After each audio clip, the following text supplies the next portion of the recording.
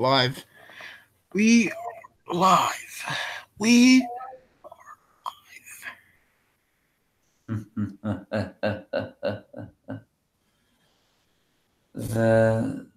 Yeah, and there is the video.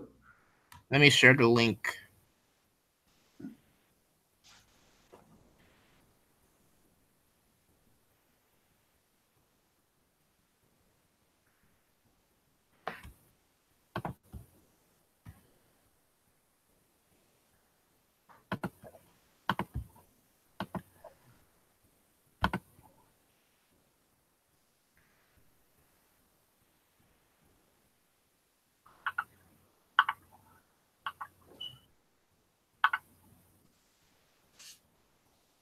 All right, 7 people are on. 12 people are here. Hey guys, you can feel free to put questions in already. We haven't started yet. All right, 7 people are on. Oh 12 people are here. Just but FYI, turn YouTube sound on that video so you don't hear yourself repeat. Yeah. Hello from Mexico. ¿Cómo estás? Hola. So, how's your week been going, Angry Anime Fan? Well, once again, I had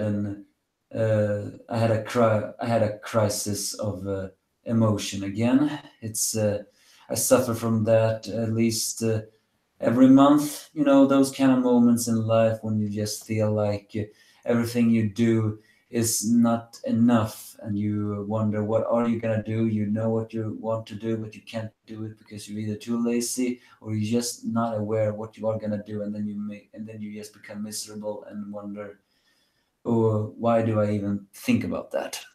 Man, sorry to hear that. And for you guys that are joining, we're just waiting here for Alex. Yeah, Alex, our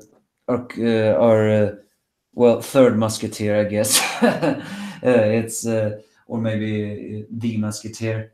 For some reason, he is having trouble with entering the hangout, which is strange. I never had any problem entering a live stream myself, but I guess that's because I had a different computer.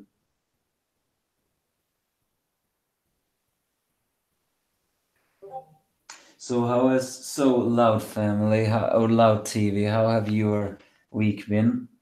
Well, I was on Comic Frontline yesterday, Kat Kalima's podcast, and we talked. We had a really good discussion about season 3, so that was pretty cool. So it's kind of got me ready for our talk right now. Yeah, the up and coming season 4. Although we are not really sure on when that season will arrive, a lot of the loud house crowd are looking forward to it all, and also we cannot forget the many Emmys that this season 3 was nominated for. Yeah, yeah. I think I put a video up about the Emmys yesterday. Yeah, so that.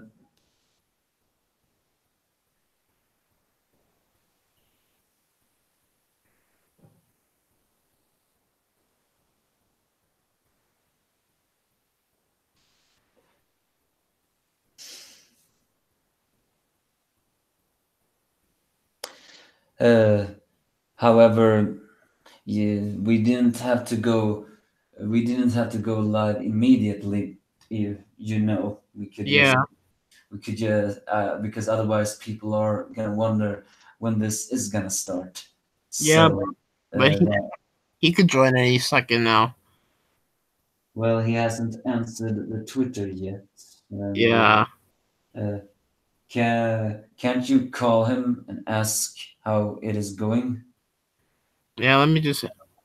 I mean, just him. You don't have to call me in that, but just him. Okay, he's typing right now. Okay. Yeah, if it doesn't work, I'll just call him. Basically, he thinks he got it. Yeah, but I hope he does. This wouldn't be complete without Alex, after all, and it wouldn't be fair after so many changes in the schedule and all that stuff.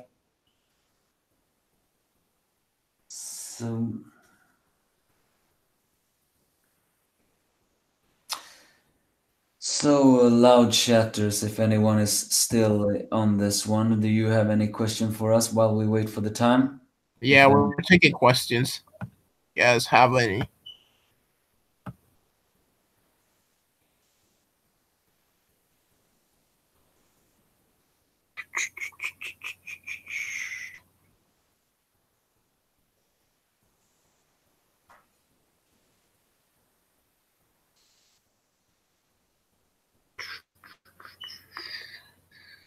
So, angry anime fan, I guess.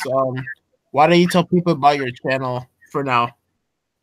Well, people, if for anyone who is listening to this, I am mostly a manga reviewer, but also occasionally a cartoon reviewer. Also, if you're asking me then why is your name Angry Anime Fan? Well, that is actually a sort of funny story.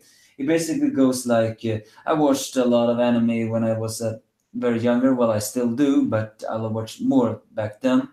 And there was one series that got a lot of hate, so I became angry. Therefore, I was an angry anime fan. So, and then I started my manga reviews. Anyone who is for bad manga reviews, then you can go to me. I'm also angry because I tend to rant a lot. Well, who knows? One day maybe Loud TV will. Maybe one day Loud TV wants me to be on a live stream where I really rant. That'd be awesome. You had After an all, amazing rant. For I forget the episode. I think Brawl in the Family. yeah, there was that season reviews. So, by the way, Loud TV, can you spoil a little bit if we are gonna go and do that for season 3 as well? Yeah, we're 100% gonna be doing live reviews for season 3 sometime this summer, and yeah, definitely looking forward to it. A lot of good episodes of season 3. Yeah, at least the more episodes that are not so much of a complaining. But yeah, that review of Brawl in the Family from me, not to brag or anything, but yeah, that was I really lived up to my name there. So, and I'm also looking a little bit further. Huh. Alex still hasn't joined, has he? So, I think you should just call him now and Yeah. ask him how it is going, because for some reason he is not answering how it is going. So, call him and ask him personally how it is going. All right, I'll do that.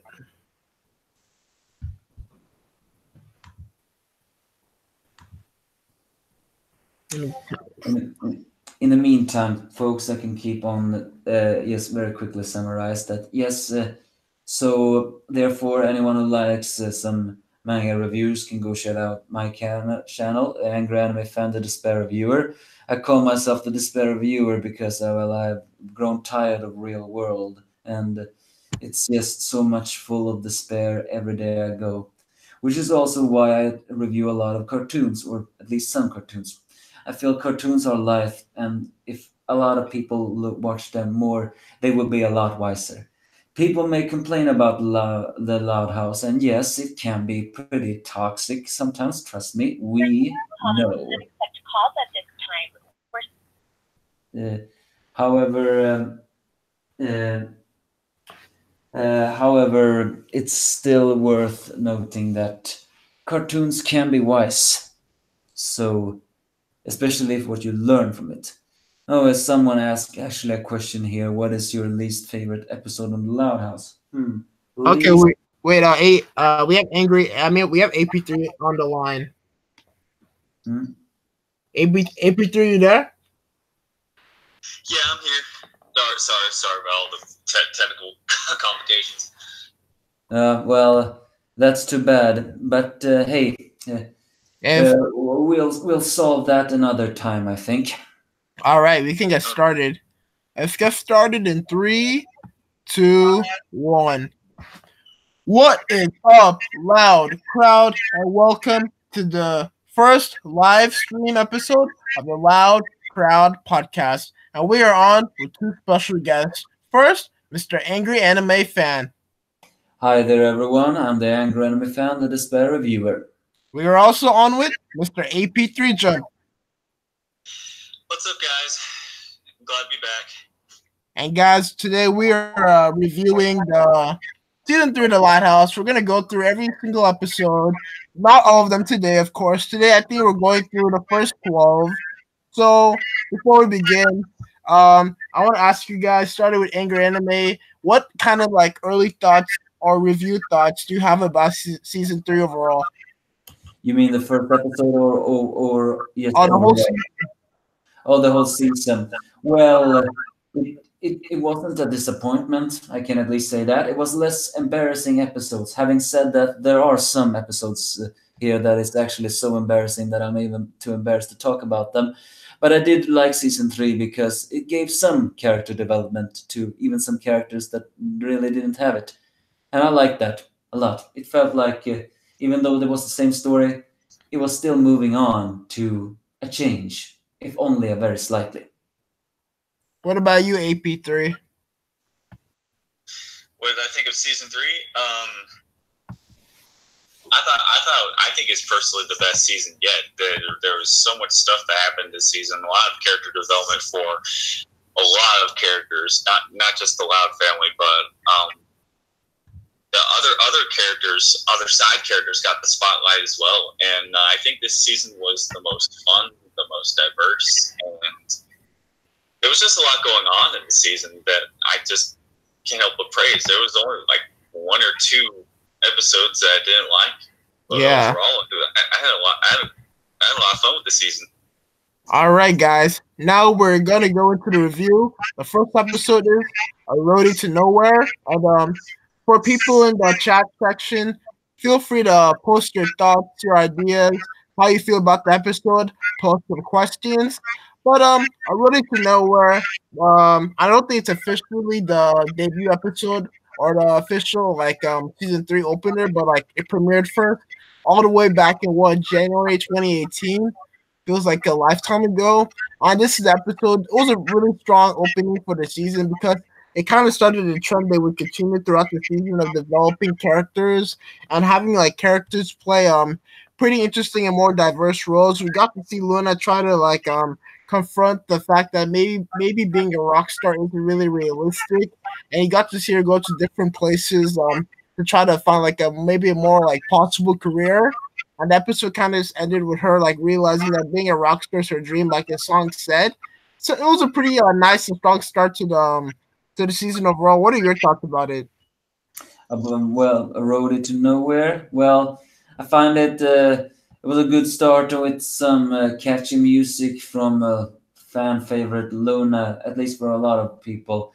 Also, to see Mr. Chester or Chunk, as he's knowing, that was a nice scenario. It really did deal with a real life problem that we all have, and that is just because you have dreams, does that really mean you can do it? But also the lifeline is that just because you have dream doesn't mean you have to be incredibly big. You have to be satisfied with what you are doing.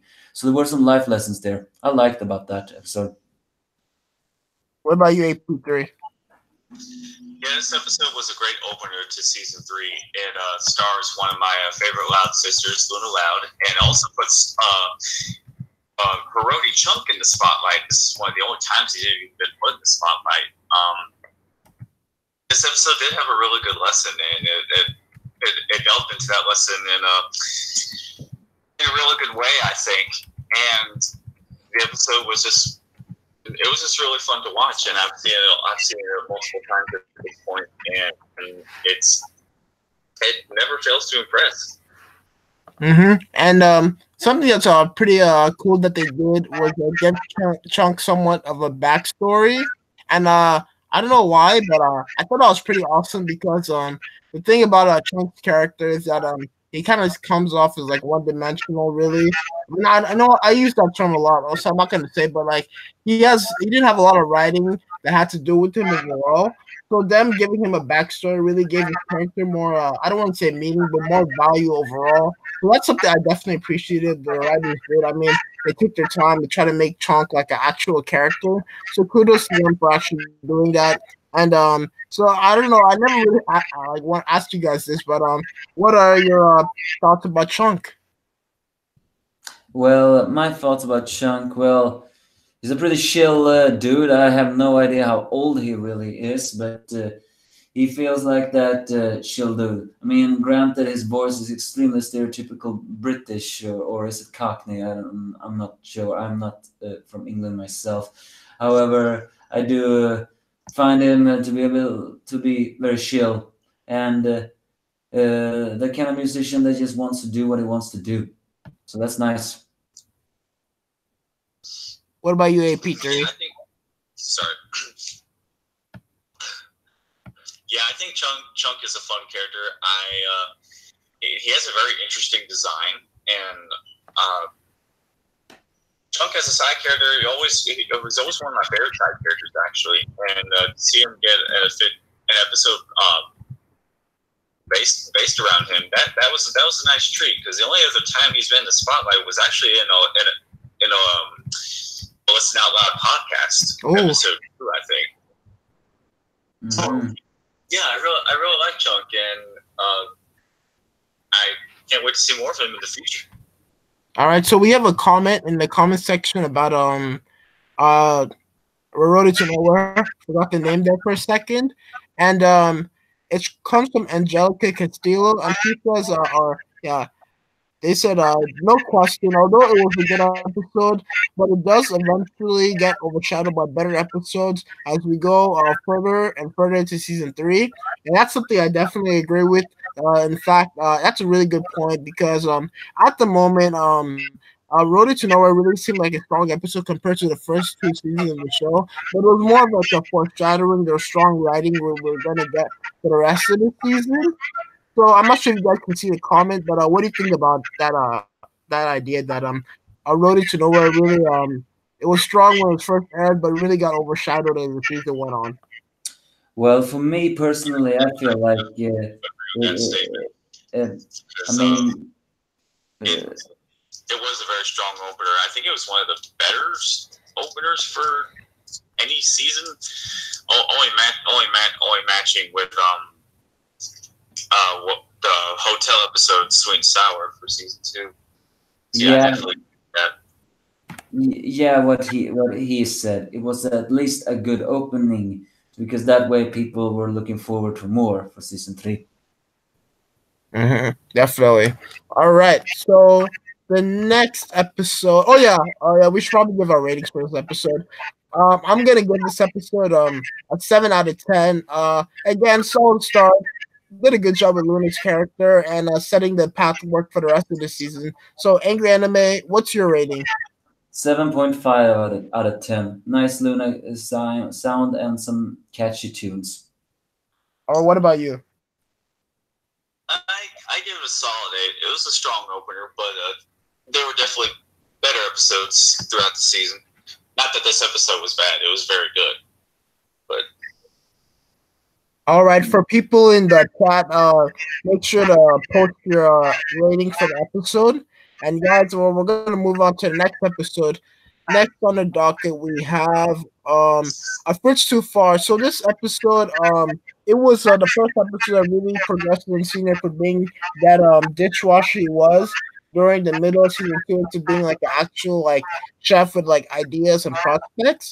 And something that I really liked about the episode, actually the episode that really like focused on Senior, focus more on the kids, is that how relatable it was. I mean, a lot of us who grew up with siblings really had to worry about them like eating our food we left in the fridge. It's actually one of the more relatable Badass episodes in the series.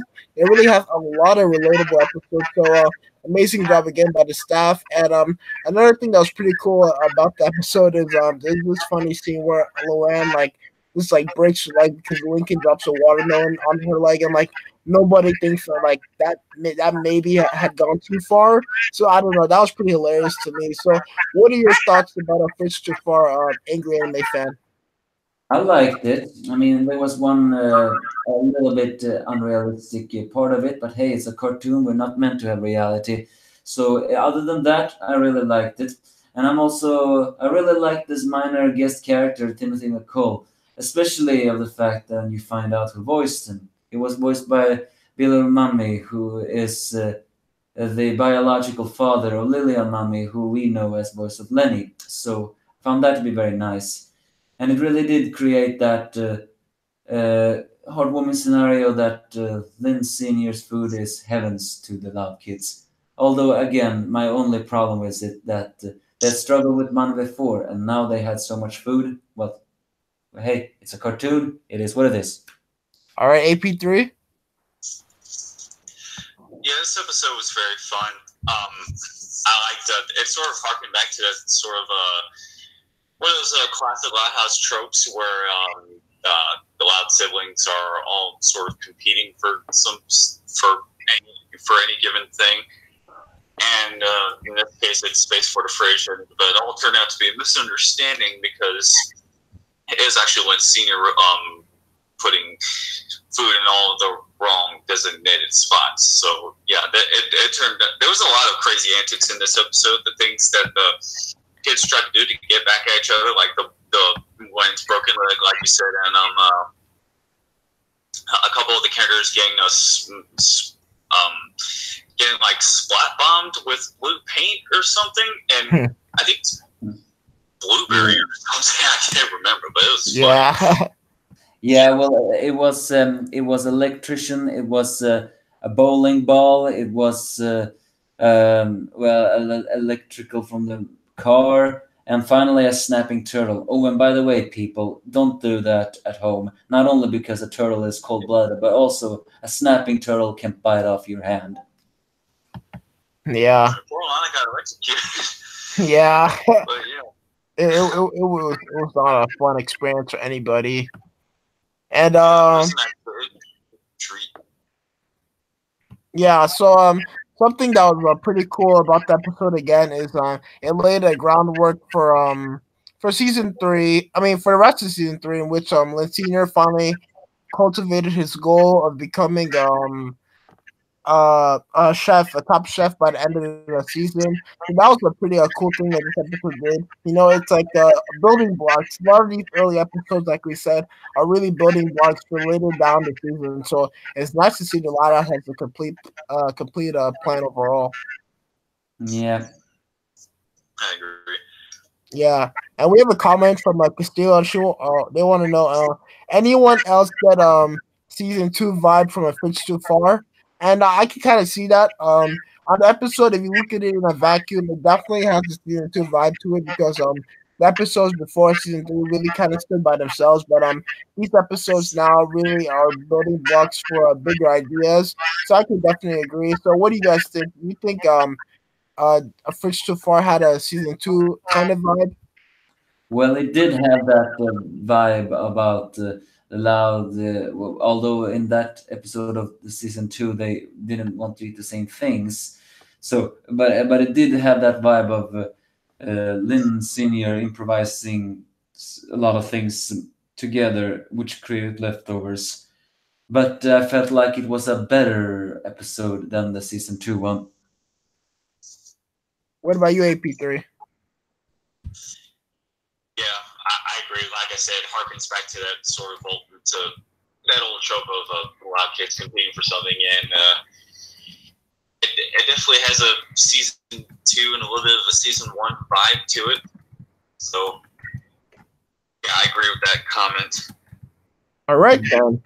So, finally, let's give our ratings for it. I have to give it. I think I'm gonna give it a 6 out of 10. Relatable episode. Some funny gags, but I mean, I guess it didn't really have like the structure and based on I kind of like to see from the episodes. But what about you guys? What do you rate it, AP3?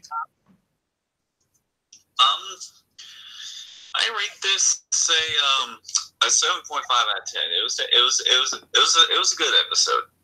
Angry Anime? I vote a 7.8 out of 10.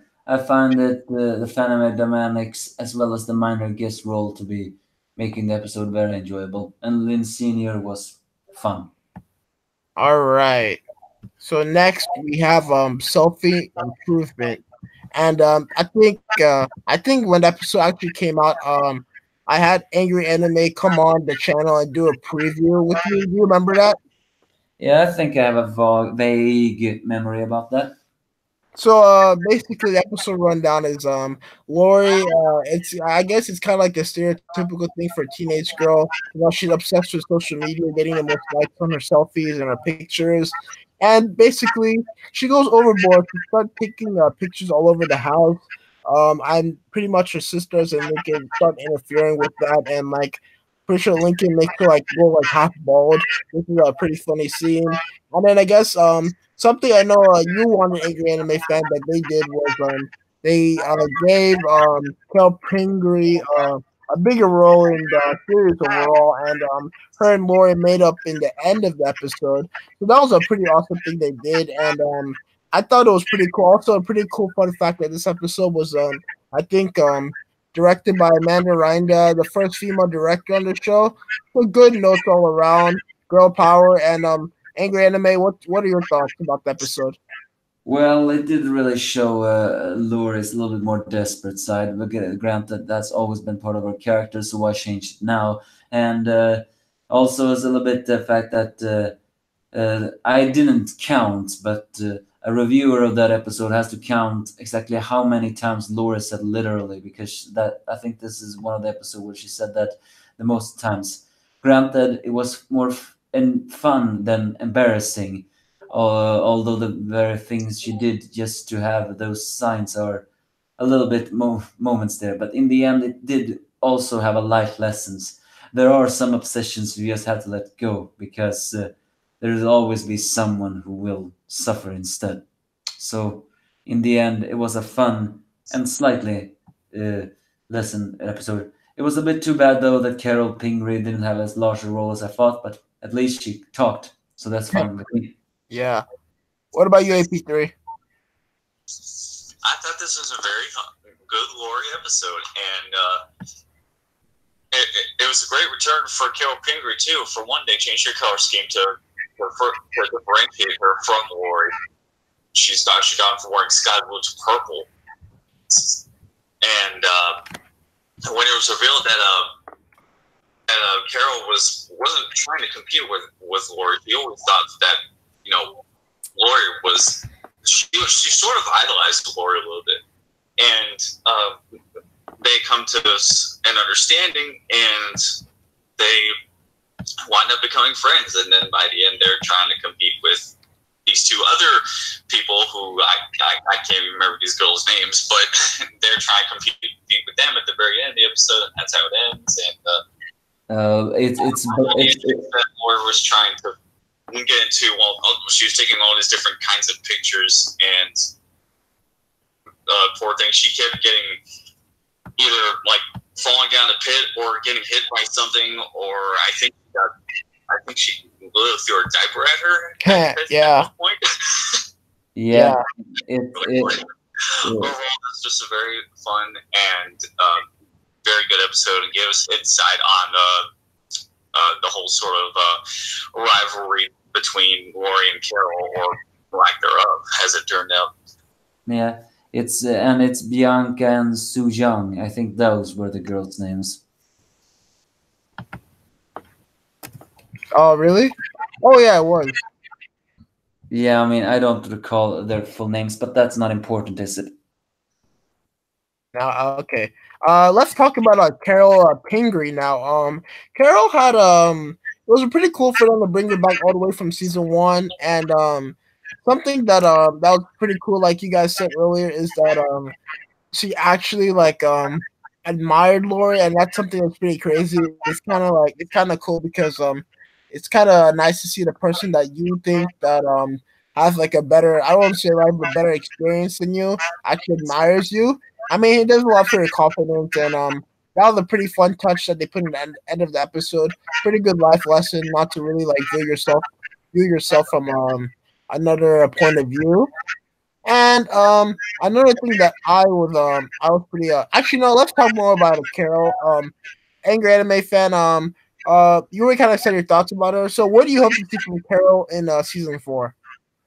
Well, I I hope at least to see a bit more about Laurie and Carol's seemingly new friendship.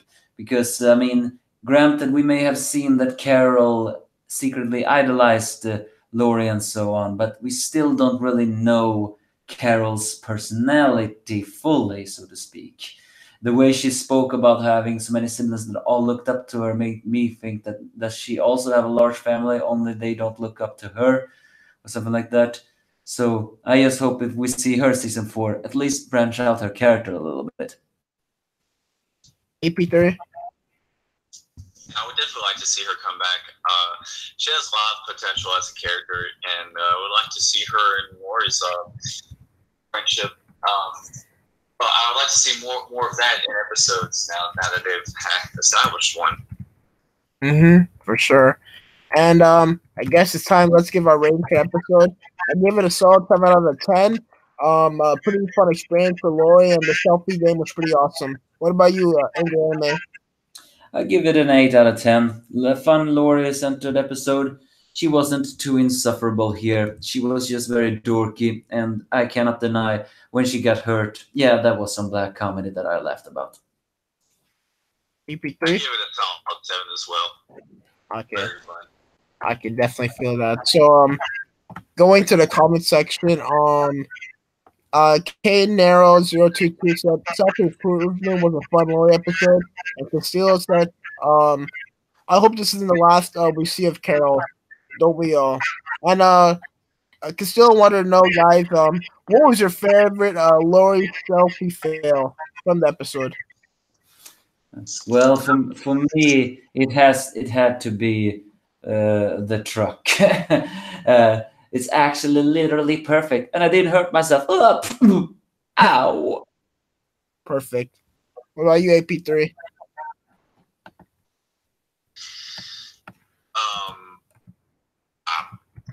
I'm not sure.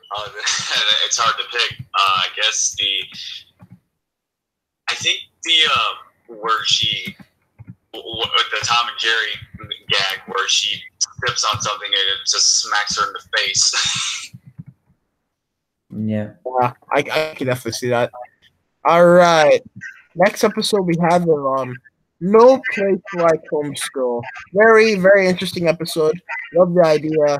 Basically, the episode went down. I guess a lot of kids they got jealous because Lola got to have like homeschooling for like 6 weeks during the year.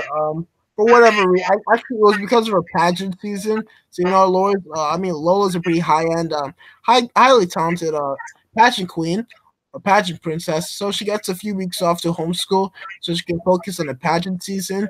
And what we got to saw was a lot of kids pretty much go out of their way to convince the parents that they have a lot of things on their plate too, and they deserve to be homeschooled. So the family goes along with it.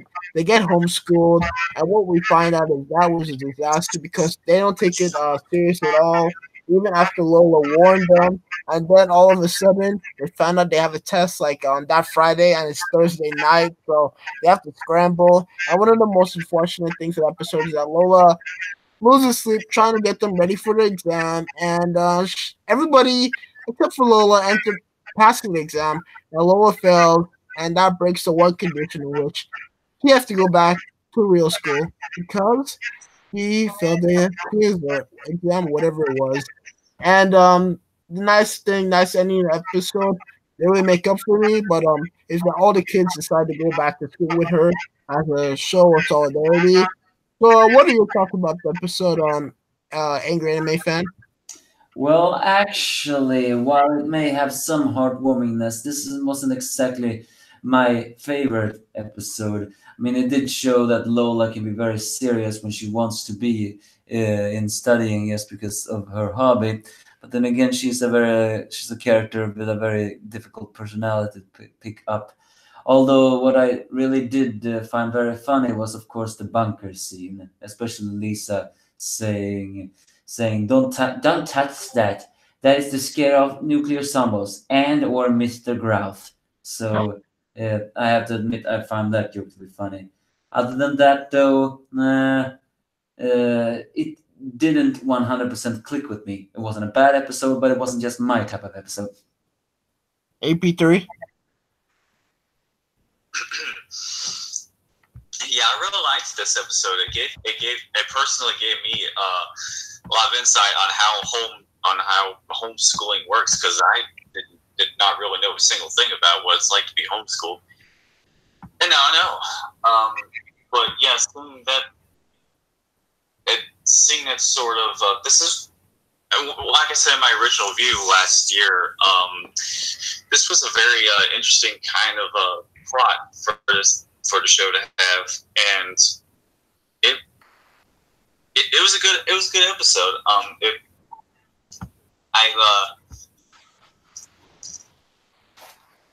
I'm stumped. Yeah, I got you. Yeah, I liked this episode a lot. It wasn't my favorite, but it gave me a lot of insight on what was life as a pageant princess, if I may. So yeah, okay. So for ratings, I give this a 6 out of 10. Again, kind of didn't really feel that the gesture, the end of making everybody go to like normal school, kind of made up for the kind of crappy situation they gave Lola, making her like leave her nice homeschool environment in which she took serious. So that's a 6 out of 10 for me. What about you guys, Angry Anime Fan? Yeah, 6 out of 10 also. I also didn't know how it was to be homeschooled, so this gave me an insight. But still, this is just a 6 out of 10 for me. AP3. I get this a 7 out of 10. Okay. It was good. All right. Also, like the inside of Lisa's bunker for the first time. Oh yeah, that was pretty cool. Yep, it was. A bunker for nuclear war. All right. All right. Yeah. Next, we have White Hare. And this episode really goes back to the roots of the show, in which the creator of the show originally wanted the show to be about rabbits, actually. So Lincoln tries to introduce himself to a new girl. We'll talk about who that new girl is in a little bit. And he pretty much changes his hair, puts on his jacket, and then he realizes something. When trying to go downstairs, he realizes he's gonna have to come across his sisters, and that's no bueno because he knows his sisters are really just gonna like ruin his whole look and make him look like a dork and give him some terrible advice. So he avoids them. I think he goes to like some special pathway, hits his head on a rock, and he goes into some dream scene. It kind of feels like he took some bad LSD, honestly, and he like becomes like a rabbit, I guess, or like a hare to be correct. And pretty much I think I forgot what his name was. What was his name as a rabbit? Warren. Warren, yeah. So Warren basically goes out to meet the new girl. Turns out to be a disaster, and then his sisters are actually the ones who made it a disaster because gave him terrible advice. They gave him some I think they made change his clothes. Gave him a nasty shake he threw up on her. So just a terrible advice. It kind of like confirms his belief. But then in the end of the episode, Lincoln wakes up. I guess he sees the rabbits and realizes that maybe his sisters aren't that bad, and he goes introduces himself to a new girl in his normal look, normal attitude. And at the time, we didn't see her face, but then we came to know that girl's name was Stella. And when she finally appeared later in the season, she changed her appearance, but it was a pretty interesting way to introduce Stella's character overall, and definitely an interactive and fun experience of an episode to do. So, what were your thoughts about White Hare, Angry Anime Fan? Well, my thoughts on White Hare, it was a pretty fun one. It was also worth noting that this was the last, and I mean the last episode Chris Savino actually wrote. And it's a nice callback on what could have happened. And I have to agree, if it were rabbits, I don't think it would have been as enjoyable as the Loud House is now. Although there were some sisters there with unique personalities, and some of them had familiar voice actors, but some actually did have personalities that were based on the other sisters from other episodes, specifically the military sister, and as well as that sister having mood swings. Although the plot of it all wasn't so extremely big, I have to say my favorite scene was the sisters comforting Lincoln and assuring him that he is good. and he's just the best. That was nice sibling love there. AP3. Yeah, I love this episode. It's one of my all-time favorites of season 3, and also the whole series. There's a lot to love about this episode, and I love that it harkens back to the origin of the show's original premise, and I love aside from that, I also love the heartwarming moment and the lesson that the episode had at the end as well. And there's so much about this episode that I love and have talked about already. But what it comes down to is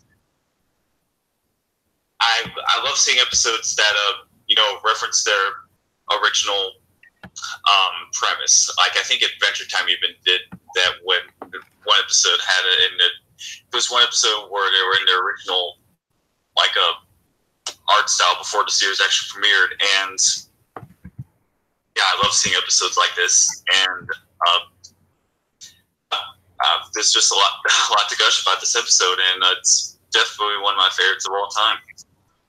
Oh, okay, yeah, I can definitely see that. So I want to ask you guys a question that someone posted in the chat section. I think Angry Anime already answered it. Would you still watch the Lighthouse, or do you think it would still be as good if it was rabbits instead of people? Angry Anime, I guess you could touch on that again. I mean, if we had rabbits instead of people, then we wouldn't have had the Lighthouse we have now. So, I mean, I guess I would have. It just depends on how they would have put up the formula. I think they would have put it up a little less realistic than they do now. And note, Loud House is still not realistic, but it's, at least if it had rabbits, it wouldn't have. Although the feeling of one boy and how many sisters, was it 26? Even that, I mean, it makes that joke that rabbits is very good at reproducing. It's just that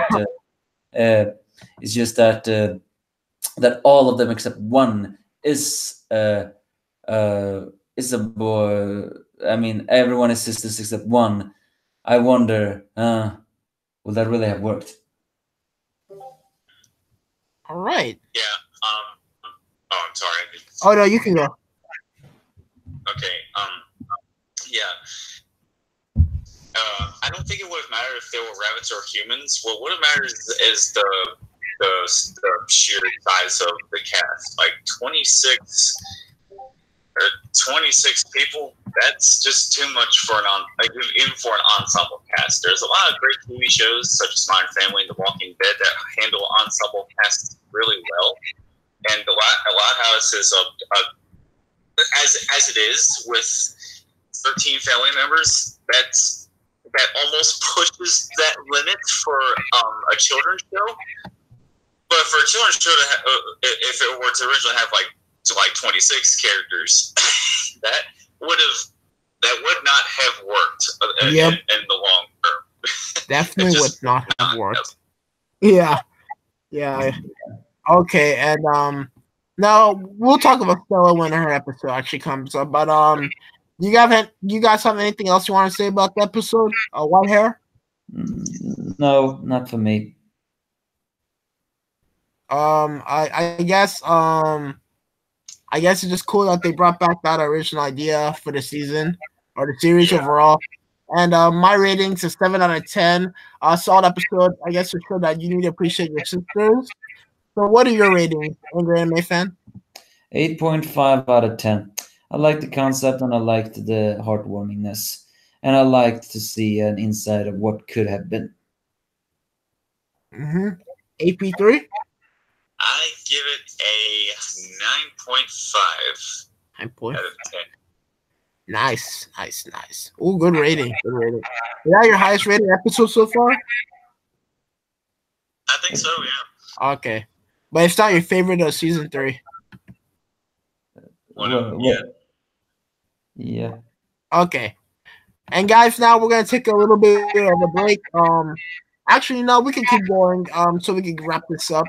Next episode on our docket is called City Slickers, and this is a pretty hyped about episode because it featured the return of Ronnie Ann after like some sort of a little bit hiatus. And Lincoln actually went to Great Lake City to meet up with her and her family, and we found out that Ronnie Ann has really kind of been lying about her roots. Really, she really didn't want the city kids to know that she's from like the suburbs of like Michigan and Royal Woods. I guess to keep up her rep per se. And I guess Lincoln was pretty hurt by this because how much his moments with Ronnie and Roy Woods meant to them. And then and the other side of the story, we had we had Lori and Bobby kind of like deal with life in the big city, especially Lori. She thought to be like awesome to be a city girl. She found out city life is pretty tough. So I guess the cool thing about this episode, they had two dual working stories that really worked well between one another, like kind of like both couples per se having problems with one another. So I like the dual aspect of the episode. Like I said earlier, back when like this was reviewed like over maybe a year ago, I think it would have worked better for half hour. It would have had a lot more opportunities to do a lot more stuff in Great Lake City, have more of the Casa Grandes. So what were your thoughts about the episode? Start with you, angry anime fan.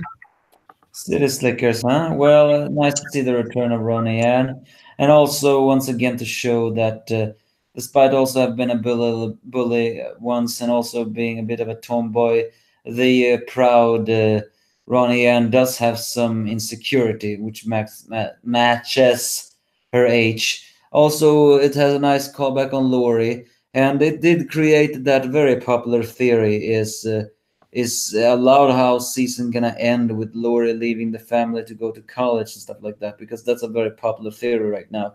And if that would happen, well, everything would change really. But my point is, it's a nice of the situations that what you see is not so always what you know, but you also have to be true to what you have, and also to feel that you can move on from it and get better from it. So I like the life lessons of it all.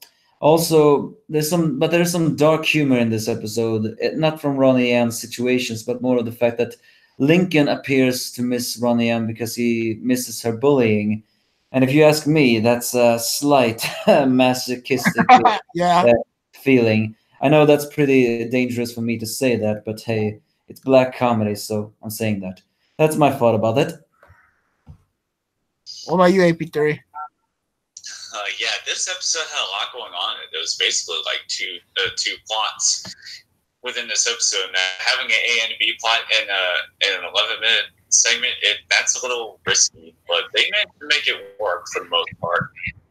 And because I do agree with you, Alan, from Family 11, that they could have made to a half hour to give it a little bit more, give the storylines a little bit more room to grow. And aside from that, though, this episode was it was a lot of fun. I did enjoy the storylines that were involved, and we got to see some new interesting characters from Ronnie and his friends, and there was the end result was really good, and both storylines. I think they both came together at the end, like the storylines combined at the end. I can't quite remember, but I think that end results for both storylines was satisfying. And the only thing I didn't like about this episode, though, was how abrupt the ending felt to me. I think I'm after multiple watches, but yeah, I could still. I don't like it. I can definitely agree with that. The ending was kind of rushed. It felt like again, going back to our point, this probably should have been a half hour. But going back into the episode again, something that was pretty cool is that this kind of gave some sort of a slight preview, and we got a better preview later on what a Costa Grande series could look like in a possible episode in which Lincoln and Lori possibly go to Great Lake City for an episode. And I know that's something they'd love to explore with, especially down the line in Los Casa Grandes. So that was pretty cool about things that they did in the episode. So we had a comment, pretty cool comment from KN Narrow 022. They said either way, City Slickers I felt was another great follow-up to relative chaos. maybe even better than back out there from season 2. I really like how they handled Ronnie Anne's character this season. That's a good point. I like the point about Ronnie Anne's character and even in a few appearances throughout the season. Actually, the funny thing is that she probably had more appearances this season than any other season. They did a pretty good job of keeping her character consistent instead of like kind of rotating the way she is and how she feels in episode. Like that episode like Shell Shock where she actually like I mean actually they did a good thing in Shell Shock in like kind of flipping the script and her being the aggressive one. But I like the stability of Ronnie Anne's character, so good on them for that. And let's go to our ratings. I rate this episode. I think when I first reviewed it, I might have given it an 8. I think I have to give it a 7. Again, 7 out of 10. Again, ending felt pretty abrupt and pacing somewhat a little bit too fast. So what are your ratings, Angry Anime Fan? I think I give it a 7.5 out of 10. AP3? Yeah, I give it a 7.5 as well. Aside from the rushed ending, because I hate rushed endings, the episode was still really fun to watch overall, and I still really liked it. All right. Next, we have an episode that I actually skipped over. And I can see why I skipped it over. Insta-Gran. Wow, this episode is really hard to talk about because, I mean, I wasn't really much of a fan of it. I mean, what they did do was bring back Pop Pop in this episode and give him like somewhat of a female partner, and I guess this kind of says without saying it that Pop Pop's wife is deceased. So I guess that's a better way than them like kind of just putting it out there. And this episode, I forget what the lady's name was, but she pretty much like Myrtle. She's she's pretty much crazy. She like overgoes to their house all the time. She's like that side family member or stepmom that's trying to replace the real mom. So it's all super creepy overall. So I guess she had that role overall, and the kids pretty much conspire, plan to like make Pop Up get rid of her or like get her out of the picture. And then she just says that she doesn't really have that much family really to be around, and then a lot of kids realize that it's not fair for them to do that, and then they decide that Myrtle can come around, but not every single day. So it was a pretty nice, heartwarming ending. Kids were kind of like they were kind of acting like little pricks, to be honest. I didn't like the way they just wanted to get rid of her like that. But what were your thoughts about the episode, Angry Anime Fan? Well, actually, I didn't really mind it that much, although I don't really remember my original rating for it or my review of the episode. But yes, I do know the feeling of people being suffocated. After all, not a grandmother though, but I do have a friend who tended to write to me every week, and although it's not supposed to be annoying, yes, sometimes you just need your space. That's unfortunately the thing about people; they need to rest a little bit. And being pushy is not always the best of things.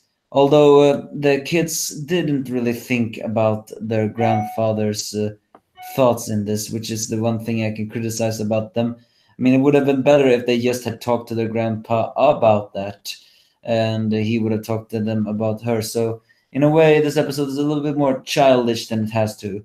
But it does have some cool jokes and some nice of them all. Even a callback joke of the fact that Lincoln gets shaved in part of his head, but later on it grows back. And then another one where Lin Jr.'s son suddenly switches into a ninja outfit, and then the lampshading joke is, "Wait, when did you say change into a ninja outfit? What happened to your bow cut? Touche." So I guess it's like that. All right, AP3. This was very interesting. I did like it. It was fun to watch. Not my favorite, but I think I do like Myrtle as a character. She's an interesting new character, and yeah, I do agree with you, Angry Anime Fan. They could a lot of kids could have been more upfront about their how they feel about Myrtle to Pop Pop, but the lengths they went to try to sort of dismiss her from their lives was a little extreme. And yeah, this was a fine episode. Not really anything to write home about. There was a new guest star in this episode. Myrtle happened to be played by Jennifer Coolidge, who's most popular for her roles in Legally Blonde and Two Broke Girls. So that was very interesting for me to discover. And as I was listening to Myrtle's voice, I was trying so hard to recognize it. Then after a while, after a few moments, I recognized her voice. I'm like, that's Jennifer Coolidge. So yeah, that's really good. I love seeing guest stars in the show. Yeah, that's one of the. Oh, you can go. You can go, Angry Anime. No, sorry. I was just gonna say I agree with you. Say it's a good guest star. As I said before in my previous talk about the Fridge Too Far. Also, I like the guest star. She was a good voice in that section. Yeah, that's one of the cool things about the show. They get an amazing group of guest stars. They had that lady from Glee, and she's like like a star celebrity pretty much. And then they also had Wayne Brady. I mean, Wayne freaking Brady is like finds that. I mean, that's pretty awesome overall. So let's get to Michael McDonald. Yeah. There's so many people, and they even have these people doing side roles too, which is pretty awesome. All right, let's get to our ratings. I give this a 6 out of 10. I think it was at that point I thought it was the weakest season 3 episode, and that's all I really have to say. So, Angry Anime fan, what's your rating? I think I give it a 6.5 out of 10. I think I gave it a 7. It, like I said, it wasn't my favorite, but it was still very interesting and very fun. All right, guys, we got 4 more episodes to go through, and the next one is Fool Me Twice, our seasonal April Fool's episode. So this episode really is pretty awesome because the Law family took the proactive role of like actually reacting to April Fool's Day as a group instead of individuals and come with a plan. And we didn't have any traitors this time, like the last April Fool's episode, Coughlin Sr. And something that was pretty awesome about the episode is that they actually got doppelgangers, or somewhat doppelgangers, for the Loud family. That was their plan, but would like prank the doppelgangers. But Luann, the mastermind that she is, double crosses them, or gets the doppelgangers to double cross them, turns the doppelgangers against the Loud family, makes them just go around town, wreak havoc, do embarrassing stuff, ruin the family name. And what is so funny is that Luann went so far that the family had to move away from Royal Woods. That's how far she went. And it turns out that was an entire prank. So what an hilarious episode with twists and turns. So it was my one of my favorite episodes of the season. What about you guys, Angry Anime fan? Well, it was good to finally see an episode where Luann's pranking actually came back to bite her, because I would have actually been a little bit troubled if we didn't see something like that again. Although I know she is always sadistic in April Fools. Although I wonder if she's gonna be just as sadistic in season 4. But my point is that the recording to humiliate the family through the stunt doubles, even I felt like that was, oh come on, Luann, that was just wrong. It was especially that scene of it selling Rita's book when she's not even finished with it. But I do feel like it was funny how they started the episode and the fact that they decided to do stunt doubles. But arguably my favorite scene was in the end, the family got the last laugh. So that is, and I think, the favorite part of it. AP3? Yeah, this episode was wild. And it's always a tradition for every season to have an April Fool's Day episode, but never near the actual holiday for some reason. But anyway, this episode was a lot of fun. I think these April Fool's episodes get better and better each time.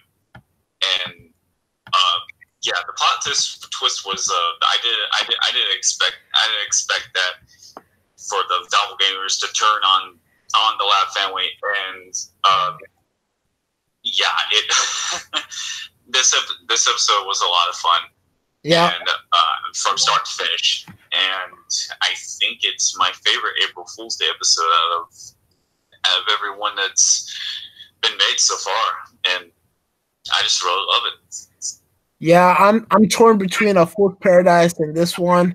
So depends on the day really. So we had a cool question from the chat section, and they want Castillo wanted to know, do we have any theories on how Luann convinced the doppelganger to betray the family and join her? My idea is Luann probably paid them twice. I mean, that's what you always do with a bunch of criminals. Just pay them more money. And Luann probably has stacks on stacks from her like clowning business. I mean, she has her own corporation. So that's my theory. What about you guys? What theory do you have on how Luann convinced the doppelgangers? Well, the doppelgangers didn't really look friendly to begin with, so I have a feeling like getting paid and then doing the humiliation was just a gig for them. So I think they just willingly embraced that. Yeah, I guess I have to agree with you guys on that Wayne probably did pay them, and I never really gave it that much thought, to be honest. But yeah, that's really the only plausible explanation I can think of. All right, let's get to the ratings. I rate this episode a 9 out of 10. At that point, like I said, the strongest season 3 episode so far. Just hilarious, and I love episodes with twists and turns. So, what are your ratings, Angry Anime Fan? 8, 8 out of 10. I give it a 9 out of 10. All right, let's get to the last 3 episodes. We have Net Games. So Net Games, this is the episode, the first Lynn episode on something that really started a streak of Lynn episode throughout the season, and it's kind of similar to episode they would lower down the line in which these two perfectionist characters have to learn and come across the fact that they're not going to win all the time, and Lynn takes it absolutely horribly. She literally goes into the next town, illegally recruits players to play for her own town, Royal Woods, and she kind of finds out how her teammates feel because before she recruited the players, she finds out that or she actually ball hogs a lot and tries to like carry the team on her back, and no one's really having fun but her. And then when she gets the super good tall girls, she finds out that maybe having a teammate that ball hogs like the tall girls did isn't so fun after all. So basically, I think she pretty much kicks them off the team. She was like, if we're going to suck, we're going to have fun sucking. And they actually make it all the way to the championship game. And they played their hearts out, but I'm pretty sure they got creamed badly. So, I mean, so it was a pretty amazing lesson overall that, winning isn't everything. Having fun is number one. And the season of many Lynn episodes, this may not have been the strongest one, but it's definitely a very solid one. What are your thoughts, Angry Anime Fan? Well, Lynn is far from my favorite character. I'm sorry about that, Linster, but but I do believe that this episode really did give her a little bit more of a less of a. Well, she was very competitive, but she learned her lessons. In fact, this whole season was one big for her to show a little bit more of a warm side than before. I mean, granted, it wasn't exactly my favorite either, but that's not only because Lynn isn't my favorite character. It's also the fact that sport competitions do not really interest me that much. But it did have that heartwarming moment that what you do with your sport is usually usually the greatest when people team up together and have fun with it. AP3? Oh, yeah. Okay. I thought this was a great start for I think this was a great first Lynn-centric episode, and there are other episodes about her that are better than this. But like I said, this was not a bad start whatsoever. This episode introduced some more side characters, the characters from the Turkey Turkeys, and this episode taught a real good lesson, and it was the first episode where Lynn got some true character development, and we got to see her learn the lesson that winning isn't everything, and I really did like seeing.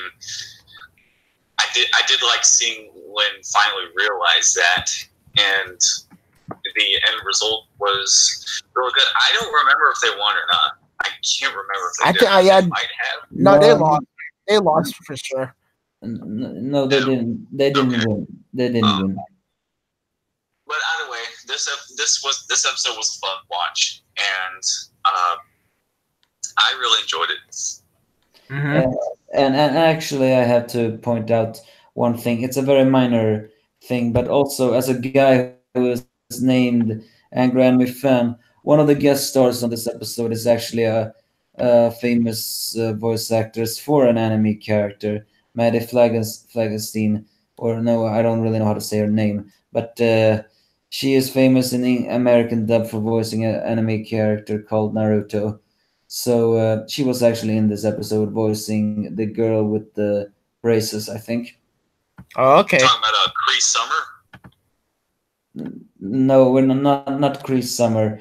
This woman's name is Maddie. She's a famous lesbian actor in voiceover, especially from anime dubs. Cree Summer is just guest starring as another minor character, but Maddie guest starred as that teammate of Lynn, the fat girl with the braces, I think. Oh, I'm sorry. I thought she was the only guest star in this episode. Yeah, I think Cree Summer does Paula.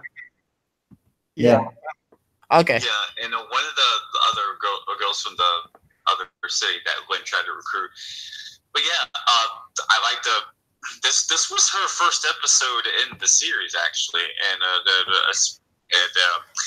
was like some sort of a reunion with her and Jessica the Chico, because they worked together previously on an old obscure Disney Channel show called Buzz on Maggie. I don't know about you guys, but that was a really fun series. Oh dang! Well, I haven't actually seen it yet, but I do hear about it. So one of these days, I think I'm actually going to see it. All right. Fun fact about this episode: this is the first episode in the entire series of the Lighthouse where Lincoln isn't physically there. So that's pretty interesting fun fact. Okay.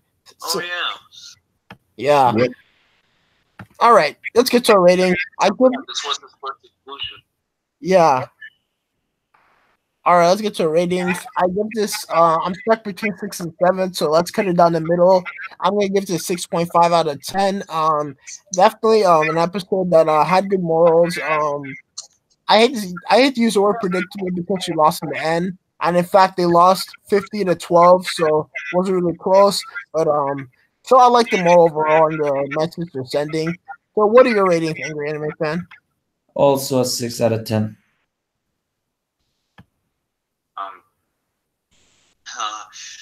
I think I'll give it a 7. I won't be too harsh on it because, like I said, this episode started a great journey of Lynn-centric episodes, and she has those episodes where she gets to shine that are really good because they're the only times we see her have character development, and I always like seeing that. So yeah, 7 out of 10 for this episode. I liked it overall. All right. Next episode we have is called Pipe Dreams, and do either of you want to give a rundown of the episode? Well, my thoughts on that episode is, people, please don't see it. All right, so the episode was pretty interesting, and for whatever reason, in a house of 13, I don't know, so many people, there's only one bathroom, which really doesn't make any sense. I mean, for the entirety of the series, I really thought the parents had their own bathroom because we never saw them using the kids' bathroom, but apparently they all like, what, 15, 13 of them? I don't know, but all of them share one bathroom. I think they're just insanely unsanitary, and the parents they actually take the matters in their own hands and build their own bathroom. And of course, they couldn't even have that. I mean, it would have been nice. It would make me sleep better at night knowing that the parents had their own bathroom. So Yeah, I mean that's pretty much what happened in the episode. Parents tried to build a bathroom and they failed at it. So, I mean, Yeah. Adrian, man, you kind of gave your thoughts. So, do you have anything to add on? Well, it's more of the fact that I'm just not a fan of toilet humor, and as you said, very large family and only one bathroom. I know they may not always have the money, but come on, that is just completely, utterly disgusting and strange because everyone needs their bathroom time. So many, so little. Yeah, no, just no for me. Yeah, if you didn't like toilet humor, this definitely wasn't an episode for you at all. And No. I think there was a cool scene where all like the writers became like construction men. That was a cool scene. So, what are your thoughts, AP3? Yeah, this episode was very interesting. But yeah, the fact I've been saying that since day one. The fact that they only have one bathroom, that just bothers the heck out of me, and it's just really odd. I think it's sort of done that for comedic purposes, for just an entire family of 13 to share just one bathroom, and it took the crew till this point to come to write an episode where they build a second bathroom, and this episode could have been a little bit more. It could have been a different kind of episode where they could have had the whole family involved, and it could have been a turning point for the episode. They could have actually had a second bathroom to keep, but they like Senior Rita, their new bathroom, like it got flooded, and they don't have it. They don't have it anymore. And this episode was kind of weird, but Yeah. I still liked watching it. it was still a fun ride. But yeah, those are my thoughts. I really don't have anything else to add on. Do you, angry anime fan? What did you say? Do you have anything else to add on? No, not really. All right, ratings. Unfortunately, I think I'm gonna give us a 5 out of 10. Just don't like the premise of the idea. Really don't like it, and yeah, I mean, there was a fun scene about the parents like about to drown. I guess if you're into that kind of stuff, but not really much to it. So, what do you rate it, anime fan? Just a 2.5 out of 10. Wow, wow, wow, wow. What about? Wow, I never try to go below 5, but yeah, I can see that. What about you, AP3? Yeah. I respect your choice, Angry Anime fan, but I won't be that harsh. I'll give this episode a 6. This was all right. It was weird, but it was still fun. I guess you could consider it a guilty pleasure of mine. All right. It wasn't completely terrible. So. And now the last episode we're going through on this marathon, Fandom Pains. And it's good that we're gonna end on a better episode, better note. Basically, Lucy has this vampire show, Vampires of Melancholia, if I remember it correctly. And basically, Lori and Lenny start getting into the show because there's this cute guy, I forget his name, on the show, but so basically, they try to like butt into like her watching time, Lucy's watching time, and she hates it. I know many of us can relate to that. You know, when you're trying to watch your own show by yourself and like someone comes there, pretty annoying. Yeah, it's pretty annoying. So then Lucy takes it overboard and gets like that character killed.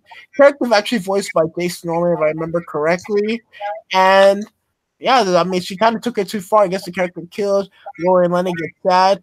Lucy realizes she made a mistake, tries to fix it, fixes it, it comes back to life. And it was a pretty nice episode that established that at least Lucy's able to like bond with her older sisters. And something is pretty cool. I like the aesthetic of the episode. A lot of it took place at night in like their living room. That's just such a nice, comforting setting for me. So what are your thoughts about the episode, Angry Anime fan? Well, Lucy and Lenny are my favorites loud siblings. So for me to see them in this episode was a delight. I mean, Lucy was a little bit shut off, but hey, she always is like that. And even when she tried to get the sisters, oh yeah, Lori was in this episode too. When she tried to get the sisters uninterested, they just got more interested instead, showing a little bit fun of it all. They had typical teenage girl behavior in this, especially fawning over a hot guy on a TV show. In fact, that very scenario is very similar to a scrappy mechanic, when they tend to introduce a character that doesn't really belong in a show because of the way he is, and yet he is adored by other people just because of the way he is. So it is very well there. It also matches with the thing that a lot of people want to control destiny. Hey, I wanted to control a lot of cartoons so they could come back, but never will. But in the end, they won't really listen. But Lucy learned her lessons.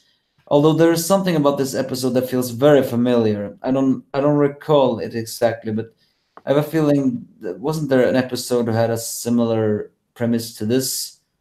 But other than that, I liked it. I liked it a lot. AP3. Yeah, this episode was really good, and I love for lots of different reasons. So I'm just gonna jump back and forth. Firstly, I love the message that this episode had, and sort of tying into my next point, I love that we finally got to see an episode of the show within the show. So that's always nice to see. Yeah. And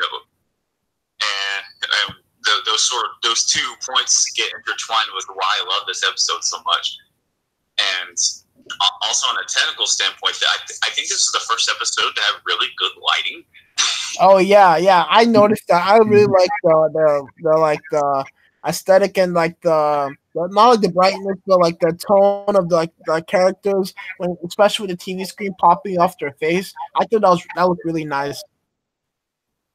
Yeah. Lots in this episode was it. I loved seeing excuse me, sort of sounds like I'm repeating myself, but it was a lot to love about this episode, and I don't really think I can add anything else other than what I just said. So I do highly recommend this episode for anyone who's a fan of Lucy Loud, like I am, because she's one of my favorite Loud sisters. And if you by any chance want to see what the actual series of Vampires and Melancholy is like, then this episode has all that. It's the perfect episode for you. Mm-hmm. And like we were saying earlier, with Lincoln not being in that episode that we talked about, Net Games, this is the first episode in which Lincoln is not only not in the episode, he's not even mentioned at all. So it pretty much set the trend for the rest of the season. It's pretty incredible. I don't know what episode number this. Okay, this is episode overall 113. So it took 113 episodes for Lincoln to literally be absent. I think that's pretty cool and pretty good growth to the show. I mean, how many SpongeBob episodes or episodes of any Nicktoon can you remember, like the main character not even being mentioned? It was like very rare. So kudos to Lighthouse overall. Let's get into those ratings. I give this a pretty solid 8 out of 10. Really beautiful artwork animation episode. That's really what's really giving it the high factor. And also nice to have an episode with Lucy. So what are your ratings, Angry Anime fan? Well, that's a good question. I want to give it a 9, but I'm not that kind. So maybe an 8.8 out of 10 then. All right. Tough critic. Also because, as I said before, Lucy and Lenny are my favorite characters as well. They're very cool this episode. AP3? I give this episode a 9.5 out of 10. It was one of my favorites of this season. And one thing that I forgot to mention was that not only did Haiku return, but they referenced a storyline from one of the comic books. Oh, really? Excuse me, one of the graphic novels called Goth Perks. They basically recreated that whole story from the graphic novel. So that was really nice to see. Wow, those yeah, graphic novels. So I hope we see more of that in the series. Yeah, you guys should really get the graphic novels. They actually retconned one of the graphic novels. I think Zaki, he's like he's one of those people that thinks the government's always spying on you, and like they finally took that out of the graphic novel and put it in the episode and ticked off. So that was a pretty awesome thing that they did. So kudos to Lighthouse for doing that. And what was your rating again? Oh, my rating was a 9.5 out of 10. All right, guys. We've been on here for a while. Thank you both for coming on. Angry Anime Fan talked about his YouTube channel. And so AP3, why don't you tell us about your channel? All right. Well, you can find all sorts of stuff on my channel. I'm basically a variety channel. I do anything from vlogs to gaming videos to taste test videos. I pretty much have something for everybody. So I upload on a semi-regular basis, and yeah, there's all sorts of stuff for you to check out on my channel, and yeah, definitely subscribe if you're into variety channels. And do I sign off here? Yeah, you're good. You're good. You can sign off, yeah. And I'll see you guys soon. All right. And Granny fan, any last words? Yeah, well, everybody remember to stay loud, and you don't want to make the angry angry. Trust me, when I get angry, I get scared. But seriously, now I need to go to sleep. Thank you for having me, Loud TV, and you too, stay loud. Until we talk again. All right, you have a good night. And guys, thank you guys for listening to our first Loudcast podcast live stream. Remember to subscribe, follow us on Twitter and Instagram, and remember to stay loud. We'll see you guys next week.